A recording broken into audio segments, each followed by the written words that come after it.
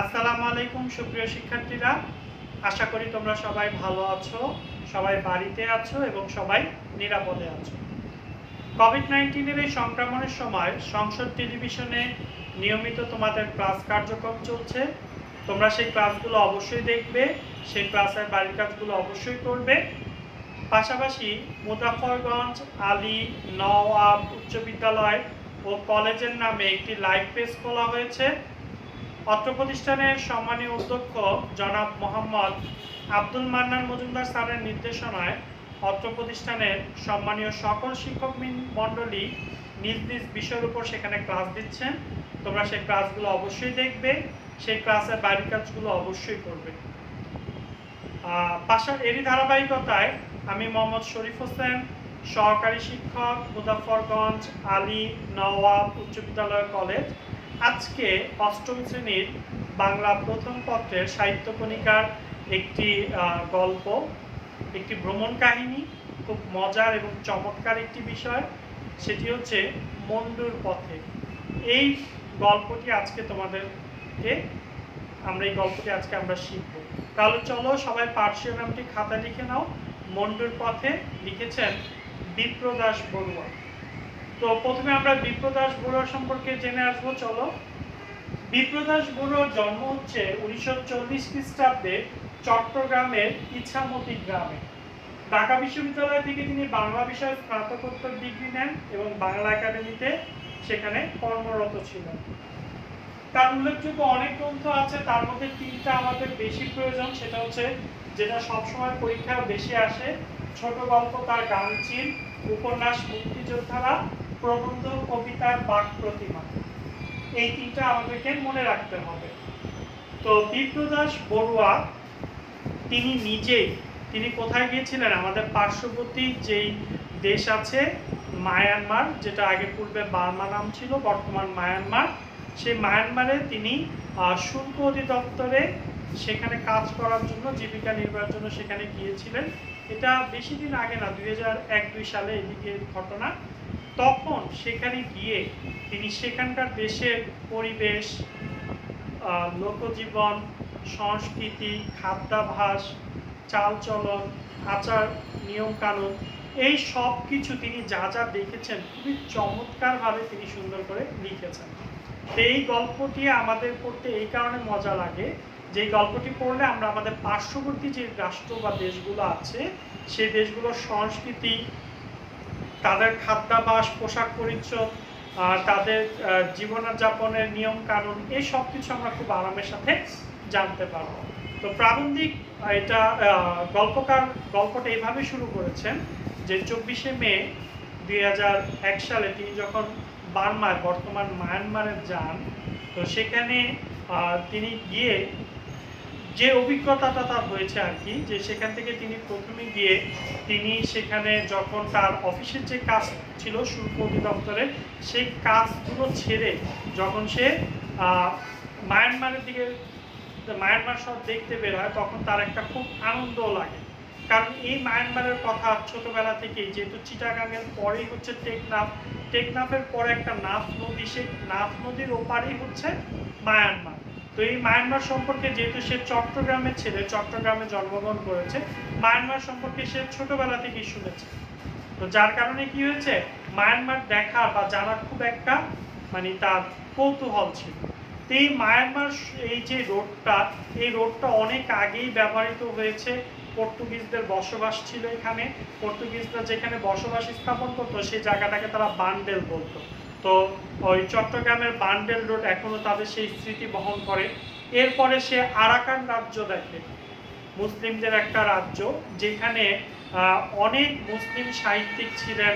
আলাউল, যিনি একটা বিখ্যাত মহাকাব্যের জন্য অমর হয়ে আছেন, পদ্মাবতী, দৌলত কাজী, এরকম অনেক, তাদের এই আরাকান রাজ্য ধ্বংস অবশেষ, এগুলো দেখে তিনি খুবই অভিভূত হয়ে পড়েন, আনন্দিত হন, আত্মহারা হন খুশিতে। এবং এই জিনিসগুলো যেগুলো সে বইয়ে পড়েছে সেগুলো সে দেখতে পান। এবং পরবর্তীতে সে যেহেতু থাকার জন্য সে যেই হোটেলটাতে থাকতে চেয়েছিল, সেই হোটেলটা হচ্ছে ইউনাইটেড হোটেল।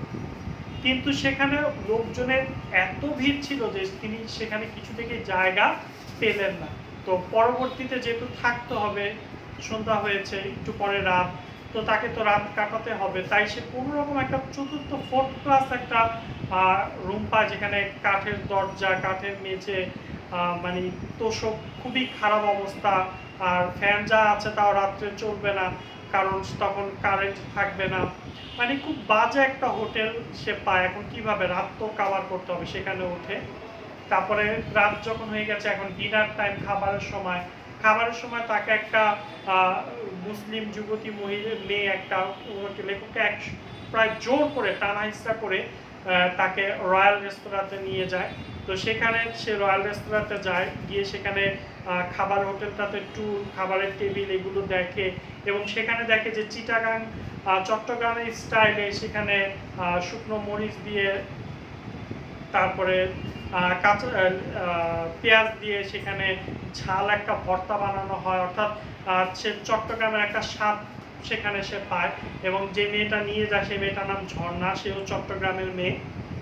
তো এই যে কালচারগুলো দেখে, এবং সেখানে দেখে যে একটা জিনিস দেখে যেটা অবাক হয়, 2001 সালের দিকে, তখন আমাদের বাংলাদেশ, সেখানে আমরা কিন্তু সম্পূর্ণ কি পুরুষতান্ত্রিক শাসিত একটা সমাজ ছিল, সেখানে পুরুষদের অগ্রাধিকার ছিল বেশি। কিন্তু একই টাইমে সে মায়ানমারে গিয়ে দেখলো সেখানে নারীরা চিরস্বাধীন, অর্থাৎ সেখানে নারীদের সব কিছু আছে, সেখানে অন্য কিছুতে মানে নারীরা খুবই স্বাধীন, তারাই সব কিছু পরিচালনা করে, হর্তা কর্তা যা আছে, বাড়ির মালিক বলো, দোকানের মালিক বলো, সব হচ্ছে নারীরা সেখানে চিরস্বাধীন। এরপর সেখানে পাইকা দেখে, পাইকা হচ্ছে 3 চাকার রিক্সা আমাদের এখানে যেটা, সেগুলোর চালক হচ্ছে বর্তমানে যে রোহিঙ্গা, অর্থাৎ মুসলিম যেই মায়ানমারের যে অধিবাসীরা ছিল, রোহিঙ্গা নামে যারা পরিচিত আমাদের কাছে, তারা সেখানে একচেটিয়া চালক ছিল। অর্থাৎ তারা কখনো কাউকে সাইড দিত না তার আগে যাওয়ার জন্য। অর্থাৎ সে যখন রিক্সা চালাচ্ছে, সে মানে এটা তার একটা জেদ কাজ করছে, সে আসতে চালাচ্ছে, তো পিছনে যে আছে তাকে সে রাস্তা দিবে না, সে তার পিছিয়ে আসবে, এরকম আর কি। তো এইসব কিছু দেখে। এরপরে সে সেখানে পোশাক পরিচ্ছদ যে জিনিসটা দেখে, সেটা হচ্ছে সেখানে সবাই লুঙ্গি পরে, স্কুলে, তারপরে হাটে বাজারে, সব জায়গায় লুঙ্গি পরে, সবাই সেখানে লুঙ্গি পরে। অফিস আদালতে 2-1 জন শার্ট প্যান্ট পরে, কিন্তু বেশিরভাগই হচ্ছে লুঙ্গি। এই লুঙ্গি কিন্তু মায়ানমার থেকেই চট্টগ্রাম হয়ে বাংলাদেশে প্রবেশ করেছে। এরপরে সেখানে আরও একটা জিনিস, সেটা হচ্ছে ফুঙ্গি। ফুঙ্গিটা কি? ফুঙ্গি হচ্ছেন বৌদ্ধদের ধর্মযাজক, অর্থাৎ যারা বৌদ্ধ ধর্ম সাধনা করে। সেখানে ফুঙ্গিদের প্রধান কাজ হচ্ছে ভিক্ষা করা। তারা থাম্মান একটা থালাতে করে সারাদিন তারা ভিক্ষা করে জীবিকা নির্বাহ করে। কিন্তু ভিক্ষা করে জীবিকা নির্বাহ করলে কি হবে? ফুঙ্গিদের সেখানে খুব সম্মানের চোখে দেখে। তো আরেকটা জিনিস যেটা, সেটা হচ্ছে বৌদ্ধদের ধর্মীয় উপাসনালয় প্যাগোডা। মায়ানমারে অনেক প্যাগোডা আছে। তো লুঙ্গি ফুঙ্গি প্যাগোডা, এই 3 নিয়ে মায়ানমার, এবং নারীদের অগ্রাধিকার, এই সেখানকার কালচার, এটা নিয়ে মূলত আমাদের গল্পটা। তো চলো আমরা গল্পটা এবার পড়বো। আমি গল্পটা একটা সাধারণ ধারণা দিয়ে নিলাম। তো আমি বইটা নিচ্ছি, তোমরা সবাই বই হাতে নাও। আমরা গল্পটা এখন পুরোটা আমরা পড়বো, বেশি বড় না, 2-3 পৃষ্ঠা একটা গল্প, ভ্রমণ কাহিনী, যেটা পড়লে আমাদের খুব আনন্দ লাগবে, আর এটার মাধ্যমে আমরা আমাদের পার্শ্ববর্তী দেশ সম্পর্কে জানতে পারবো। তাহলে চলো, মন্ডুর পথে, বিপ্রদাস বড়ুয়া। সন্ধ্যের আলো আঁধারিতে 24শে মে 2001 মিয়ানমারের, পূর্বের নাম বার্মার, সীমান্ত শহর মংডুর পথে নেমে আমার মুখ, চোখ, কান ও হৃদয় অচেনা আবেগে উপচে পড়ল। মংডু আমাদের টেকনাফের ওপারে, মাঝখানে নাফ নদী। মংডু বার্মার পশ্চিম সীমান্তের শহর। এগুলা অনেক নৈমিত্তিক, এই অধ্যায়টা নৈমিত্তিকের জন্য প্রসিদ্ধ, এখানে প্রত্যেকটা লাইনই নৈমিত্তিক। ব্রিটিশ যুগের বহু আগে থেকেই চট্টগ্রামের সঙ্গে তার যোগাযোগ, কখনো ছিন্ন, কখনো নিরবিচ্ছিন্ন। পাদ্রি, এই নামটা মনে রাখবা, পাদ্রি মেস্ট্রো সেবাস্টিন মান্ডিক 17শ শতাব্দীর প্রথমার্ধে এই পথে আসেন। তারও 100 বছর আগে পর্তুগিজরা চট্টগ্রামে বসতি স্থাপন করে। তারা নিজেদের বসতির জায়গাকে বান্ডেল বলতো। চট্টগ্রামে এখন বান্ডেল রোড তাদের স্মৃতি বহন করছে। সন্ধ্যের আধার ঘনিয়ে আসার পর আমরা অভিবাসন ও শুল্ক দপ্তর থেকে ছাড়া পেয়ে খাঁচা ছাড়া পাখির মতো উড়াল দিলাম। এই পথে আসতে পেরে খুশি হয়েছি। পথে আরাকান পড়বে। আরাকান রাজ্যের ধ্বংসপ্রাপ্ত প্রাচীন রাজধানী ম্রাউকু দেখতে পাবো। একসময় আরাকান বার্মা থেকে আলাদা স্বাধীন রাজ্য ছিল। তার পরিধি ছিল উত্তরে ফেনী নদী থেকে আন্দামান সাগরের কাছাকাছি পুরো বঙ্গোপসাগরের উপকূলে। সেখানে এসে পড়েছি এখন। আরাকান রাজ্যের রাজসভার দৌলত কাজী আলাউল সাহিত্য চর্চা করেছেন। ছেলেবেলা থেকে চট্টগ্রামের পাশে অপরূপ মিয়ানমারের কথা শুনে এসেছি রূপকথার গল্পের মতো। আজ তা বাস্তবে ভেসে উঠল সন্ধ্যের আলো ছায়া। অন্ধকার প্রায় গাঢ় হয়ে এসেছে। আকাশে মেঘের কোলে শুল্ক পক্ষের চাঁদ আমার হাতে ও কাঁধে ঝোলাঝুলি। শুল্ক অফিসের চৌহদ্দি পেরিয়ে, চৌহদ্দি মানে চৌকাঠ বা দরজা পেরিয়ে 50 কদম না যেতেই বাঁদিকে বড় বড় রেস্তোরাঁ, প্রায় জনমানব। ডান দিকে মোড় ঘুরতেই দেখি এক মিয়ানমার কুমারী পানীয়ের পসরা নিয়ে বসেছে, অর্থাৎ পানি ব্যবসা করছে। একেবারে ঝুপড়ি দোকান। কুমারীর দোকানের পাশেই আরেকটি সেরকম দোকান। তারপর সামনেই শুরু হয়েছে বাড়িঘর ও দোকান। পথে নেমে পড়েছে তরুণ তরুণী, মেয়ে পুরুষ। পথে পথে মিয়ানমারের রঙ্গিলা যুবতী তরুণীরা। এখানে একটা প্রশ্ন আসে যে পথে পথে মিয়ানমারের রঙ্গিলা যুবতী তরুণীরা, অর্থাৎ মিয়ানমার যে চিরস্বাধীন সেখানে নারীদের স্বাধীনতা বেশি, নারীদের অগ্রাধিকার বেশি। তাই পথে ঘাটে নারীদের পদচারণ, তাদের উপস্থিতিটা, এটা মিয়ানমারে খুবই সাধারণ এবং কমন একটা ব্যাপার। প্রায় অনাথের মতো বোচকা বুচকি নিয়ে নতুন এরপরে হচ্ছে দেখো কল্ল হাস্যে মুখর, অর্থাৎ তারা হাসি তামাশায় মুখর। বাড়ির সামনে দোকানের বাইরে দাঁড়িয়ে আছে কেউ কেউ, যুবক যুবতী পৌর বৃদ্ধ, মানে সকল বয়সের মেয়েরা। মিয়ানমারের সবাই লুঙ্গি পরে। মেয়েদের পরনে লুঙ্গি ও ঝলমলে ব্লাউজ জাতীয় জামা বা গেঞ্জি, চুলে ফুল গোজা, চিরুনি ও রিবন ফিতে। পাশ দিয়ে একটা পাইকা চলে যাচ্ছে। 3 চাকার রিক্সা, যেমন মোটর বাইকের পাশে আর একটা চাকা লাগিয়ে ক্যারিয়ারে বউ বাচ্চা বসাতে পারে, এও প্রায় তেমনই। সারা মিয়ানমারে আমাদের রিক্সার বদলে পাইকা। স্থানীয় মুসলমানরা একচেটিয়া চালক।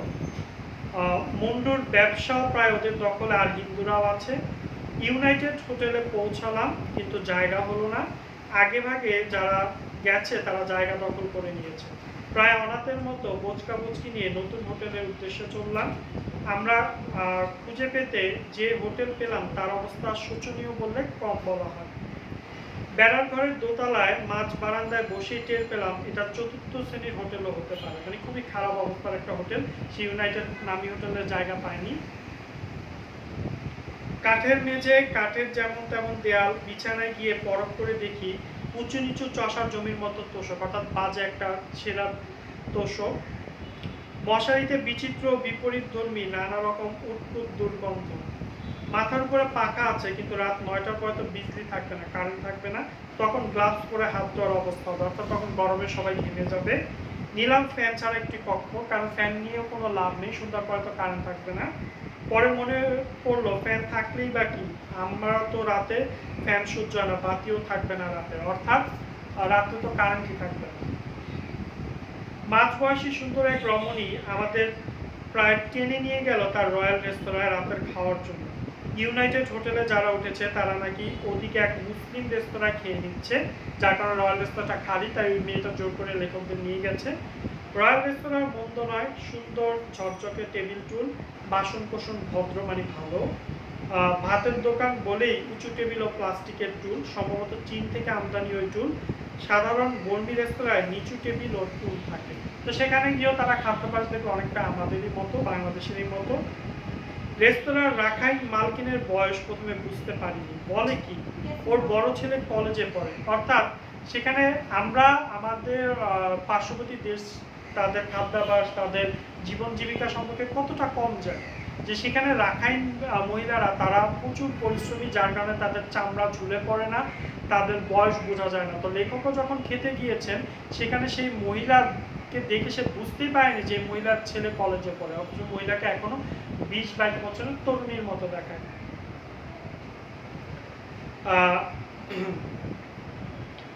এখন বুঝতে পারলাম কক্সবাজার ও পটুয়াখালীতে রাখাইন আছে আমাদের বাংলাদেশে। এখন বুঝতে পারলাম আমার দেশের রাখাইনদের কত কম জানি, অর্থাৎ নিজ দেশের লোকদেরকে আমরা কত কম চিনি। তাদের খাদ্যাভ্যাস, আচার আচরণ, ভাষা, সংস্কৃতি সম্পর্কে প্রায় কিছুই জানি না। তাহলে কি করে দেশের সব মানুষের সঙ্গে আমার সখ্য নিবিড় হবে, মানে আমরা মিল হবো? কারণ আমরা একজন একজনকে তো ঠিক মতো চিনি না, জানি না। রান্নাঘর থেকে ছুটে এলো একটি মেয়ে, লুঙ্গি এবং কোমর ঢাকা ব্লাউজ পরেছে। ওর নাম ঝর্ণা। চেহারা ও স্বাস্থ্য গরিব ঘরের রোগা পটকা নারীর মতো।